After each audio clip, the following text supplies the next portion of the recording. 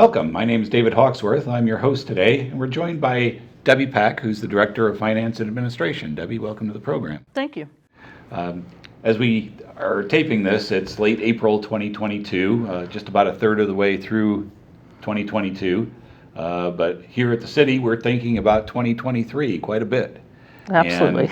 And a big part of that is the budget. That really determines our priorities for the year. And it's the single biggest thing the commission approves during the year, I think. So we're here to talk about the budget process and how citizens can be part of it. So, Debbie, when do we actually start in earnest thinking about the budget? Well, behind the scenes, we kind of county staff starts looking at numbers. They obviously review last year's data as soon as we can to see how we ended up the previous year. We start preparing for getting information out to other agencies and to the departments. The departments really start getting involved about the 1st of April. We request from them their requests for the next year. We request their operational budgets. We request anything for capital improvements, any equipment purchases, things like that. So we give them 3 or 4 weeks to get that data together. Of course, a lot of them are putting that together all year round because they know what's happening at the moment. For example, gas prices are going up. So in the back of their mind, they're thinking, I have to remember that next year I'm probably going to need more money for gas. So they start getting involved and they provide a lot of information to the finance office through April. The beginning of May, we start really sitting down with those departments. The city manager and the finance department reviews their requests, and we sit down with each of those departments and we go over their requests in detail, just looking at where there's increases, if the numbers make sense, the justification. We look at year-over-year spending to see if the historical spending makes sense and things like that. So we spend a lot of time through May discussing that. Obviously, with the number of departments we have, we spend a lot of time looking at those numbers and putting those numbers together. At the same time, staff is putting together personnel projections. So we're looking at who we currently have as far as personnel, any vacancies, and trying to determine what that's going to look like. We're also trying to determine what the revenues of the city are going to do. So as everyone else is kind of thinking about their own, how they can spend money, the finance department is looking at what are we going to earn, how much is going to come in. So then we have to really then determine, okay, what are we going to base our projections on? So we look quite a bit at historical data, what is happening in our revenue sector today, what happened last year or 2 years ago, or what caused things to happen. Of course, none of us have a crystal ball, so it's kind of, it's not an easy thing to do.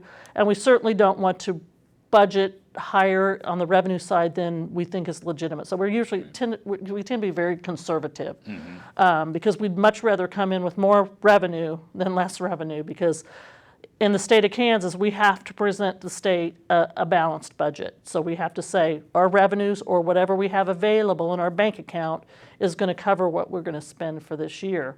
And a lot of that's dependent on things like how the economy is doing, because that affects sales taxes, what the appraiser comes back with in terms of value of property, because that makes a big effect too, I guess. That's right.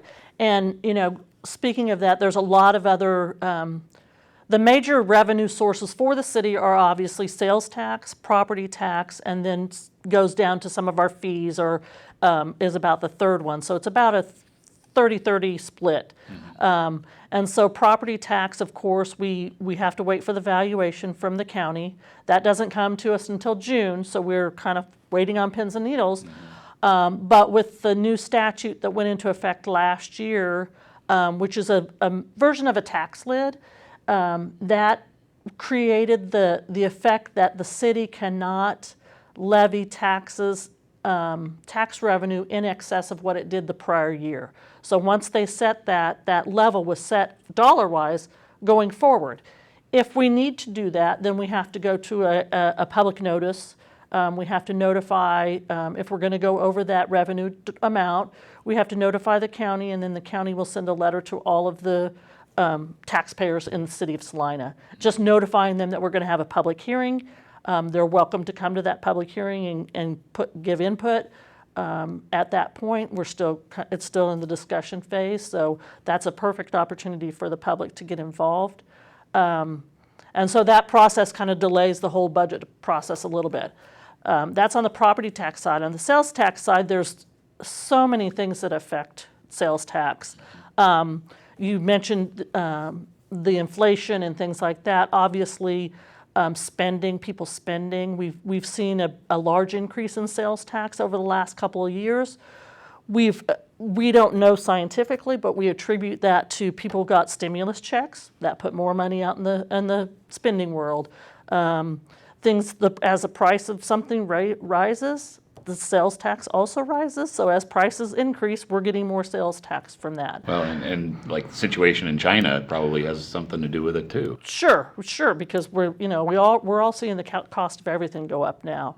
The other thing that really people don't think about is the economic development that we're seeing in the city of Salina. That's bringing so many construction people into town. We are making some assumptions that those extra 400 or 500 people that are here working on those economic development projects are here spending money. So that increases our sales tax. So we have seen an increase in that collection over the last couple of years. But the problem with that is we don't know where that's going to level out. So that's the difficulty in the whole process, is kind of knowing what affects it and then kind of knowing when those things are going to change, because obviously we don't know that. And then on the spending side, with interest rates going up, that might affect how we bond things. Obviously, yeah. We've seen in the last few years interest rates were so low. So we did a lot of refunding, which was, we had old bonds that we maybe were paying 4 or 5% interest on. We were able to refund those and get that interest down maybe to 1 or 1.5%. That saves literally hundreds of thousands of dollars. Yes, a lot. And then we're seeing those numbers go up a little bit because we did do some financing this year, and that number, I think our bonds sold at 2 to 2.5%. So we're seeing that number go up. On the flip side of that interest rate side, though, is we're also not earning money on our money. So over the past probably 5 or 6 years, whatever money we had invested was not earning any revenue for us. So we're seeing that go up a little bit, and obviously that side is not as big as the debt side. But so there's always one side or the other that we have to keep, look at when we look at those situations. Right. Wow, there's so many moving parts. There are a lot of moving parts. It's a lot to keep track of. Yes, it is. We have a lot of spreadsheets, believe me. Maybe a question that maybe comes up for someone who's maybe not as familiar with how the budget works here is, the city commission approves the budget annually, but then there's a whole bunch of other expenses that they approve throughout the year. Why doesn't that just get approved as part of the budget? Well, we have certain policies. So overall, what the city commission is approving at budget time is they're giving us the authority to spend a certain dollar amount, and it's done by fund. So the general fund, which is what pays for the majority of government services, your police, your fire, your administration, your public works, those types of things. They're setting a level of spending that we can spend for that year. We have to report that to the state. We're tied to that. We don't have authority to spend anything more than that. Internally, then, we have other policies. For example, our purchasing policy. It only gives the city manager authority to spend $30,000 on one item or project. So anytime we have a contract or a purchase of an item that is over $30,000, that goes back to city commission. And it's just a check and a balance to make sure that, even though you told us we could spend $3 million on streets, you're approving that we're going to do asphalt or mill and inlay, and it's $300,000. So it's just another level of their authority over what we're actually spending that money on. It gives them that authority. Okay. So it's just another check and balance on to make sure that they know what's going on at a higher level of detail. Okay, good to know. Yeah. So as we get into later, as we move along in the year, I think the city commission will have a number of study sessions on the budget. Yep, they will. Talk about that a little bit. Well, I brought my little list because there's a lot of them. There is just so much information for the City Commission to absorb going through the budget process that we try to break it out into study sessions. We probably have 6 or 7 of those scheduled. The public is more than welcome to attend those. It's very informational. We break them down to talk about things like our revenue. What do we think our revenue is going to do? How do they want us to, do they want us to project those revenue sources? We can bring them the data and we can tell them what we believe is going to happen, but we look for them for direction on how to do that. We'll talk about personnel. We have a study session on personnel. We'll have a study session with our outside entities, which are any entities that we provide support to, like OCCK for transportation, Salina Downtown Inc., the Chamber. Those organizations that the city provides support to, they'll have their opportunity to come in and make those requests. We have a study session for that. We have study sessions to talk about the capital planning, which is your bigger projects. Typically, it's a building or a street or something like that that's going to have to be financed over a long period of time. That's kind of a whole separate capital planning process that we'll talk about.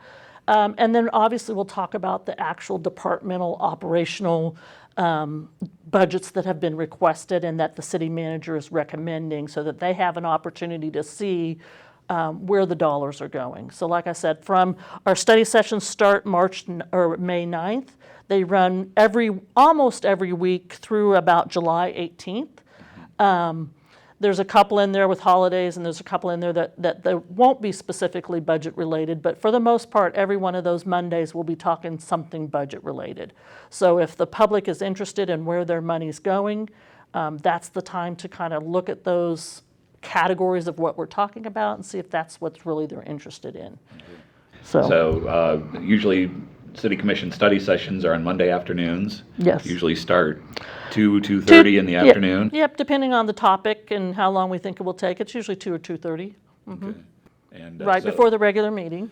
Right. Yep. And so that's a perfect time for, if you have interest in the budget or you want to get some comments before the City Commission about a certain issue of spending, that's the perfect time to do it. So so we really encourage you to get out and get yourself educated about how the city is spending money and taking in money, and everybody's opinion is something that we value. Yeah, and that's the best time to come and make your opinion. There's one other opportunity for the public to make comment, and that's a public hearing. We're required to have a public hearing prior to adopting the budget, and that comes about the week before we actually adopt the budget. And that's usually in early mid-August, yeah. Usually the first week of August, first Monday of August. And of course they can, the public can come and give their input at that point, but to make real change and to make real, effect, it's better, I think, to come into those earlier study sessions and say, we really think you need to be spending less money on this and more money on that, or, here's where we see our problems. Obviously, you can always email City Commission. They'll listen to you, and this is a good time to do that because that is going to be on their mind every week as we talk about the budget. Right. Yep. And down here at the bottom, you'll see the email address for the City Commission. So if you have any comments, just go ahead and email them, and those get distributed to all 5 city commissioners. So some people may say, why are you approving budget in August? So much can change between August and December. Law requires it. State statute requires that we submit our budget to the county by August 25th. If we're not changing that, when I'm talking about that property tax change, if we're not changing that property tax revenue, our deadline is August 25th to submit that to the county. And the reason for that is because we submit it to the county, then the county has to determine, for us to be able to get that revenue of property tax, they have to determine what mill levy rate that gets applied to all those properties. And they have to have that done and out to taxpayers by November 1st. So there's a lot of work going on in the background between the time we submit our request for property tax and everything else, and the time that the tax bills actually go out and are certified on November 1st. So that gives them that time to apply it's like a backwards calculation. Here's what we need to get out of it. Now you figure out what we need to, to what mill levy we need to get there. And so that's what they're doing. They have to put all those numbers together for us, and then get your, assess the property tax. Okay. So. Well, this has been a wealth of information here in the past 10 minutes or so that we've been talking. Is there anything else that citizens should know about the budget process? I think, just like I said, if you're interested in the process, feel free to come to those study sessions. If you have questions, feel free to send them to the City Commission. They will typically forward them to us so that we can at least address them in our presentation. The information we're trying to provide for them is data, and we can and request. So really what we're looking for them to do is say, okay, yes, we believe this is the best thing for the city. So yes, if at all you're interested in it, this is the time to come to those study sessions. Okay. Well, we'll put a graphic up after we're finished with all the information, or at least a summary of information Sure. that we've talked about. So, Debbie, thanks so much for your time. I really appreciate it. I appreciate you having me, and I hope people got some information out of it. It's a little technical, but hopefully it wasn't That's to too be bad. expected, I Yeah. suppose. Yes. Yep. All right. Well, thank you for joining us, and we'll see you next month.